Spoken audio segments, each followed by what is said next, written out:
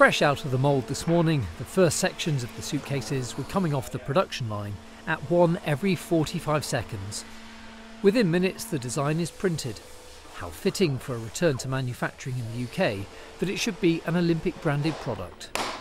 And then off to the assembly line to be put together. Not surprisingly, Trunki boss Rob Law was keen to show me the Made in GP bumper. It's been a long-held dream of mine to be able to make things back here. When we first set up, that just wasn't on the table at all. It was just far too expensive, but a couple of big business factors have changed recently. The devaluation of our sterling currency against US dollar, the cost of labour in China keeps going up, and I decided about 12 months ago, let's look to see if it's actually possible to make our Trunki back in the UK again. The firm from Bristol has found a manufacturing partner in Devon to produce the children's ride-on suitcases.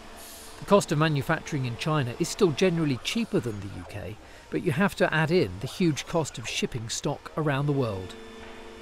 The boss of Inject Plastics also told me that by producing as orders come in and being able to respond to changes in fashion quickly, then his firm is better value than going overseas.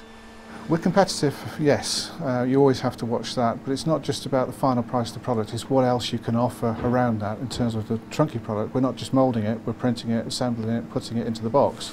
Bringing manufacturing back to the West Country is a good news story. Inject will now move into larger premises in Plymouth and almost double its workforce as well as its turnover this year, with another 50% growth predicted next year. This won't work for every firm shifting production from overseas back to Britain, but where it can happen, it can only have a beneficial effect on employment and the economy, as well as the marketing advantage of saying, made in Britain. With strong sales anticipated for this year, no wonder the champagne corks were popping to celebrate business-to-business investment within the region.